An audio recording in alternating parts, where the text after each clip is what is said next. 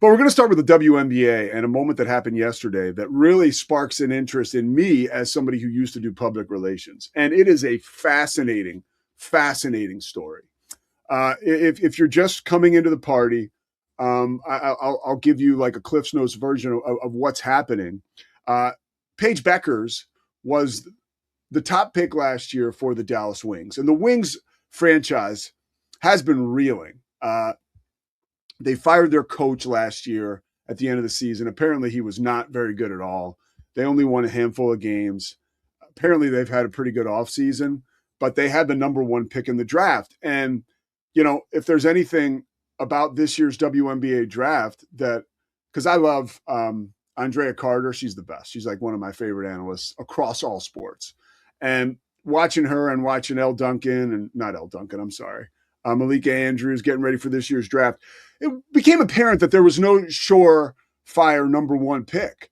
And so you got a wide open draft if you're the Dallas Wings.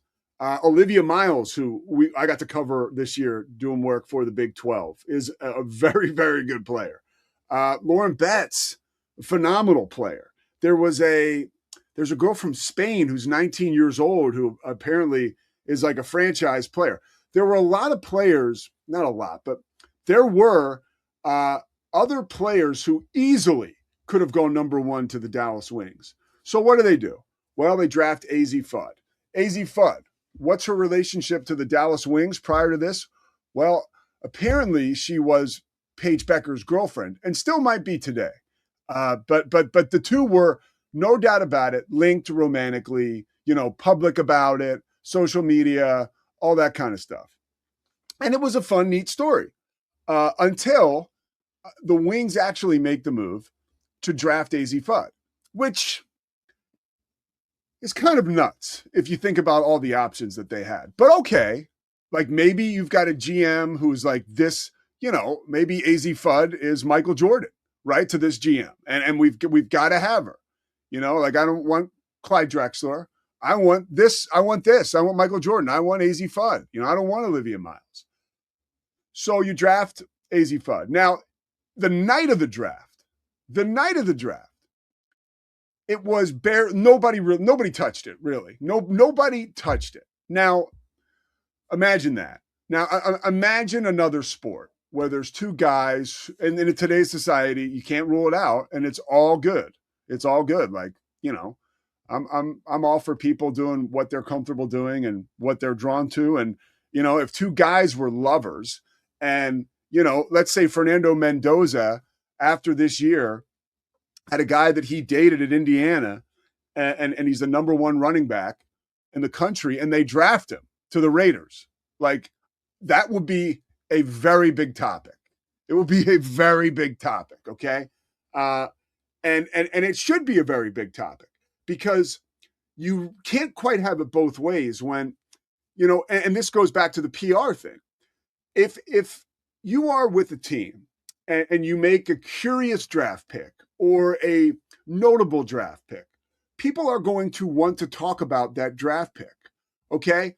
And we're not talking about like the young man Bane from Miami, who's some jokester, and my boy McShay hit him with on the weekend of WrestleMania. McShay just dropped an elbow on this guy yesterday and said that this dude, whoever released the story about Bane, the kid from Miami, being a part of a car crash that ended up with someone dying 2 years ago or 3 years ago, McShay was like, that guy's a piece of garbage. And it's so lame that he released it now. Okay.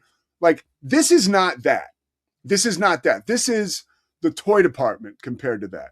And if you want media, and as a public relations person, if we're having back when I was with the Hornets or the Sixers, it was Read to Achieve, a bunch of Read to Achieve events. And we're going to have Gerald Wallace and Matt Carroll come to a school and read to them, right? Or we want media, obviously, to come out to that. Or we're going to have an event called Street Turkeys, right? Where we give away all these turkeys in downtown Charlotte. Or in Philly, we used to get players out. We do a deal with like Luco Gas, right? Or Luke Oil, whatever the hell it was. Peter Luco was part of the management team. Yeah, Luke Oil. And we get like people to fill up a gas tank for free, and Andre Iguodala would be outside doing it, and surprise somebody. And then we would also want you to know about how Matt Carroll rose up from the D League at the time and ended up landing a spot on the Bobcats and was doing phenomenal. Hey, we want you to. I took this. This happened once because Adam Morrison. We had an NBA entertainment crew in town to do a feature on Adam Morrison. He blew it off. He would not do it. So I went to the nicest the team, who was actually a pretty good story. And I said, hey, Matt, how about NBA Entertainment goes over to your house today and does a story on you for like NBA, whatever the version of Inside Stuff was. Matt called his wife, Melanie. Melanie was like, let me clean the house. And they went over there and they did an amazing story on Matt. But it was a great feature and a great opportunity for us to share a cool part of Matt's personal life, right? And if we want, as public relations people or organizations, these media outlets to come and cover those warm and fuzzy stories, we certainly cannot come down on Kevin Sherrington of the Dallas Morning News for asking the question that everyone wanted to know the answer to yesterday. And when they did that, the public relations person from the Dallas Wings stepped in, right, with Azzi Fudd sitting there like a deer in headlights, right? Just waiting. And this guy stepped up and asked the question, was actually doing his job. And the Wings were like, yeah, we're not going to comment on our players' personal lives. Like, next question. And it's really frustrating because I love the WNBA. I almost put my Sophie Cunningham t-shirt on this morning, just to be one with the league, but I thought that would be a little too much. But I get frustrated because when I was working in Charlotte, I did a lot of work with the Charlotte Sting. When I worked at USA Basketball, I did PR for a women's junior national team that included Candace Parker, Sharday Houston, Marissa Coleman, Candace Wiggins, awesome players, right? And it was just so much fun. And the basketball was really, really fun. And I pull for women's basketball because I like it. I like watching women's hoops. But if you want to be on the same plane as other pro sports leagues, you can't ask the media to be caretakers or to treat you with kid gloves. That's just not how it works, right? If you want to be A1, right, above the fold, that's an old school thing, like a newspaper. But if you want to be the top of the A block and you want to be a league that people take seriously, you can't dodge questions like that. You've got to, and me and Kevin Fisher, were messaging about this yesterday, and he made a great point. From an execution standpoint, okay, let me tell the Dallas Wings how to handle this, okay? And someday, honestly, Dallas Wings, I would love to call some of your games.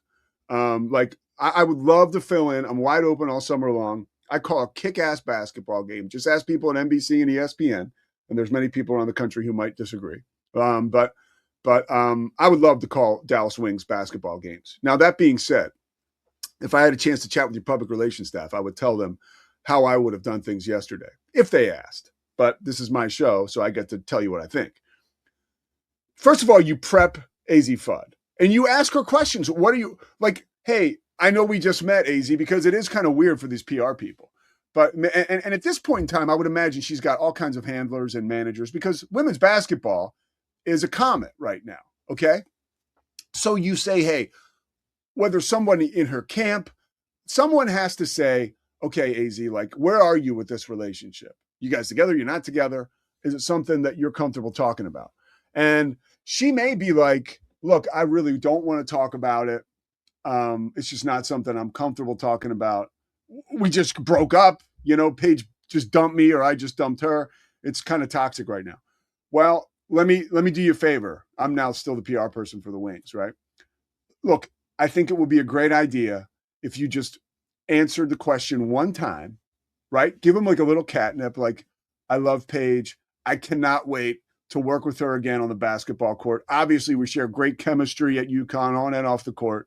I don't want to comment on my romantic life. It's just not where I'm at, but I appreciate you asking. And that's all you have to do. You empower this young woman to take the air out of the balloon. But instead, you do a mini I don't even call it Mickey Mouse. I'll call it Minnie Mouse job of shutting down a big time reporter for the Dallas Morning News, right? This is not somebody from some website or some blogger or some jackass from a YouTube show.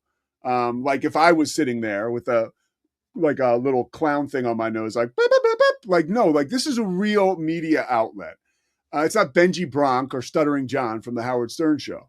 And you've got to lend the credibility back to that establishment because and this is not the Wings' fault. This is like society's fault. But now this guy, Kevin Sherrington, is getting like death threats on social media.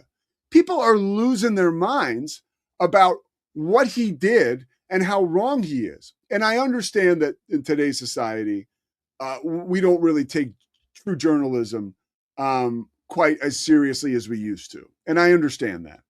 But I do want folks to understand that are so upset about this. Like, there's a very good reason to ask that question, right? So you cannot come down on the journalist. And there's also an opportunity for Azzi Fudd and the Wings to get out of their own way and establish some goodwill. A good PR person would have given her a joke to like throw back at the reporter where you kind of laugh about it. Like, oh, well, like, why don't you tell me? Not even that wouldn't be good because if you said, well, who are you dating? Then it might seem snippy. But you know what I mean? There's a way. And by the way, you have plenty of time to come up with this. You knew you might draft her, right? Like, and that's the thing too. I didn't love all the guys I work for in the NBA, but like, dude, we always had strategies as to how we were going to handle stuff if they happened to us. And I don't know that ever the strategy was, unless it was something egregious. And luckily, I don't think we ever had something like that was that crazy, like hardcore news, like a guy was a felon or something, or had done something like we were talking yesterday, like Ruben Patterson, charged with like assaulting his girlfriend or strangling her. Like I don't recall that. I might be blanking on something, but like, this is not that. This is not, again, what did I say yesterday? This is not Dateline, dude. This is a romantic interest story. So the Wings totally blew it. I'm sure, again, we're prisoners of the moment. This is how the news cycle works, right? It's the thing that I'm talking about this morning. A lot of other folks are talking about this morning. And I would just say, hey, let's pause, right? And let's not come down on this guy for doing his job. Let's understand how this thing works. I would urge fans to sort of look under the hood a little bit. Go listen to people like Jeff Pearlman. Because Jeff is a great guy to listen to on this. He had a rant yesterday, and he said exactly what I was thinking. And it's really cool for him to say that because, and I'm not trying to like misappropriate like where he stands on stuff, but Jeff is probably very left leaning. And you would think that he's quick to come to the defense of a sport like women's basketball. But he was frustrated like I'm frustrated because you want this sport to be great and you want it to be high profile. And it's disappointing when you see the powers that be that have influence and can change the temperature just totally screw it up. And here's my last point on this. And this is why this makes complete sense, right? TBH, as the kids say. And this is a huge problem. And I've said this for a very long time regarding the NBA and public relations people in the NBA. You have a property like the Dallas Wings. And with this new CBA, Azzi Fudd will be making a couple $100,000 probably, right, in a rookie year. But you have someone who's probably making $40,000, right? That's how qualified this person is. No knock on people who don't make a ton of money. But like you have this major property that's worth millions of dollars, right? And then you have this person that's a part of that that's worth a huge chunk of change too. And you've got some schlep who can't find the door, like trying to manage an interview situation. Like it is the craziest stuff you have ever seen. I can remember being on the road with the Sixers. At the time I'm making like $50,000. This is like 15 years ago. And like I am not qualified because of stuff going on in my personal life, like, addiction issues, and I was always partying. And so like, but I was the guy that was managing the guys. Like Andre Iguodala is complaining about being a max. Oh, like our team sucks in practice too. and I'm there, and Phil Jasner's like, the beat writer's like, hey, Andre just said the team sucks in practice too. Like, so now I am going to go over there and get through to Andre Iguodala when he knows that, I'm a young guy who's maybe a little wet behind the ears. Like, the whole system is jacked beyond belief. So as unfortunate as this is, it is not a surprise, right? Because there aren't qualified individuals that are shepherding these young women, in this case, young women, through these situations. And you need an adult in the room who says to Azzi, hey, look, we're going to answer this question one time. We've actually got a subtle joke you can throw in there if you're comfortable with it, but we're going to address it. If they ask you again after you answer, we will handle that. But we need, in good faith, to the media to explain to them maybe what you're thinking and what we were thinking. There should have been somebody out there, I'm sure there was, from the wings, but what we were thinking making this pick. And maybe if that played into, how funny would it be if the GM was like, yeah, we thought about it, but, I've worked with somebody who I dated and, we broke up and it still went tremendous and we're still friends today. Like, there's just different ways to handle this stuff, and the Wings handled it terribly. All right, we got Tim McMahon coming up next. I can't wait to talk to this dude about the NBA. We got some huge playing games tonight going on.